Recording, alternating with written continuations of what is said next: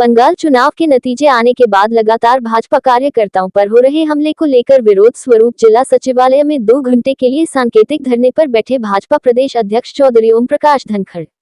बंगाल चुनाव के बाद हो रही हिंसा लोकतंत्र के लिए शर्मनाक घटना है। चौधरी ओम प्रकाश धनखड़। चुनाव में हार जीत होती रहती है, लेकिन जो रिपोर्ट बंगाल से आ रही है उसमें कार्यकर्ताओं की हत्या हो रही है, बलात्कार की भी खबरें छपी है। यह सब चीजें लोकतंत्र के लिए कलंक है। चौधरी ओम प्रकाश धनखड़। हिंसा के प्रति अपना रोष और दुख जताने के लिए और जनता के बीच यह बात बताने के लिए कि बंगाल में जो हो रहा है दुर्भाग्यपूर्ण है, इसलिए आज पूरे हरियाणा में सांकेतिक धरने पर बैठे हैं। चौधरी ओम प्रकाश धनखड़। आज हमने प्रदेश के सभी सांसदों और विधायकों को अपने अपने विधानसभा और लोकसभा क्षेत्र में सांकेतिक धरने पर बैठने के लिए कहा है। कोरोना वायरस रखते हुए हमने सिर्फ 5 लोगों के साथ धरने पर बैठने का फैसला लिया है। चौधरी ओम प्रकाश धनखड़। इसके साथ साथ ओम प्रकाश धनखड़ ने कहा कि उनकी पार्टी ने बंगाल में अच्छा प्रदर्शन किया है, 3 से 77 पर पहुंचे हैं, लेकिन कांग्रेस और कम्युनिस्ट पार्टी 0 हो गई हैं। उससे सबके सामने विषय सब सर्वोच्च स्थान तक विषय पहुंचना तो चाहिए सबके सामने। इसलिए देश प्रजातंत्र में सबसे बड़ी मालिक देश की जनता है, और देश का जन की जो चीती है, जो सामूहिक मन है, वो सामूहिक मन बहुत मैच्योर है और मैच्योरिटी के साथ इस विषय को समझता है कि हो क्या रहा है। तो लोकतंत्र में सबसे बड़ी बात जो है जनता के सामने जाना है, और इसीलिए जो है, और हर संस्था लोकतंत्र में महत्वपूर्ण होती है।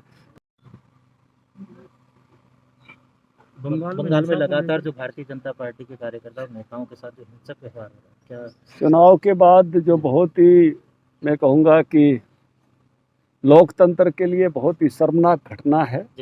लोकतंत्र में हार जीत होती है, लेकिन जीत के बाद इस प्रकार की हिंसा ये पहली बार देखने में आ रही है कि किसी दल का इस प्रकार का अहंकार, और जिसमें मीडिया रिपोर्ट के हिसाब से 9 से ज़्यादा लोगों की हत्या कर दी गई है, और अनेक स्थानों पर आगजनी हो गई है, पार्टी के दफ्तर फूंक दिए हैं, वर्करों के घर फूंक दिए हैं, रेप की घटनाओं की भी जानकारी मीडिया में आई है।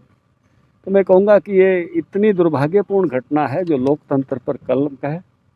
पार्टी ने खुद, हमारे राष्ट्रीय अध्यक्ष इसलिए बंगाल गए, और देशव्यापी आज ऐसा समय है कि सबके लिए सूचना है घर से ना निकलें।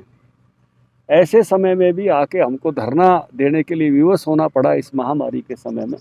तो उसके नाते से हमने इसका प्रोटोकॉल भी ऐसा रखा कि हम कम समय का दें, 2 घंटे के लिए प्रदेश भर में, हरियाणा में हमने नेताओं को कहा कि सिंबो आप बैठिए, और जो है 5 से ज़्यादा मत बैठिए, सब प्रमुख लोग बैठिए। तो उसी हिंसा को प्रति अपना रोष जताने के लिए, दुख जताने के लिए, ये बात लोकतंत्र में देश के जो असली मालिक जनता है उस तक पहुँचे कि किस प्रकार की एरोगेंसी के साथ ये घटनाएं हो रही हैं, जो बहुत ही दुर्भाग्यपूर्ण हैं, निंदनीय हैं और लोकतंत्र पर कलंक हैं।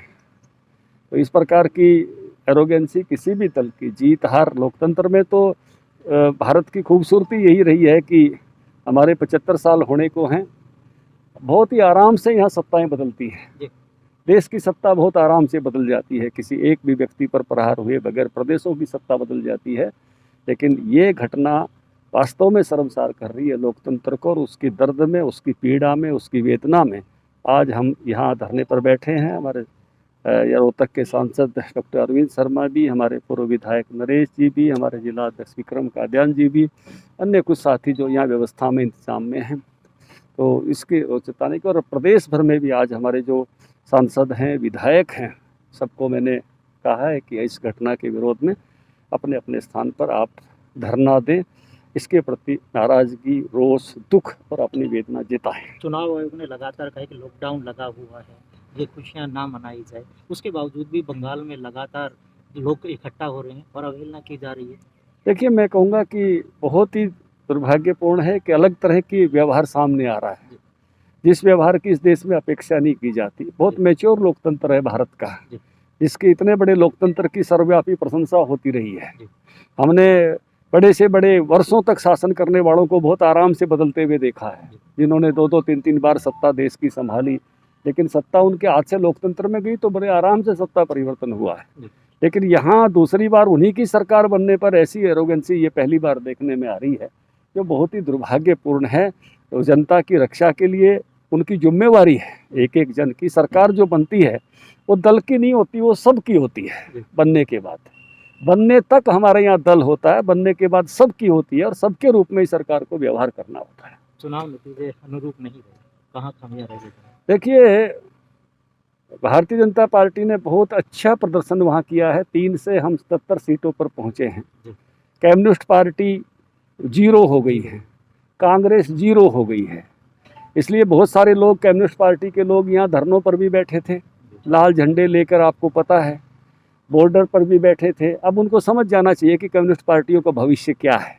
तो शून्य की तरफ कम्युनिस्ट पार्टियाँ गई हैं। भारतीय जनता पार्टी की तो बढ़ोतरी वहाँ बहुत ज़्यादा बढ़ोतरी है, 25 गुणे से भी ज़्यादा बढ़ोतरी है। तो ये एक बहुत बड़ी अचीवमेंट है। सबसे बड़े जिम्मेदार दल के रूप में हम उभर कर आए हैं, लेकिन ये जिम्मेदारी दल के साथ उभर के आते ही जिस प्रकार की पीड़ा में से हमारे कार्यकर्ताओं को जूझना पड़ रहा है, उसके दर्द में, उसकी वेदना में आज का हमारा ये धरना है।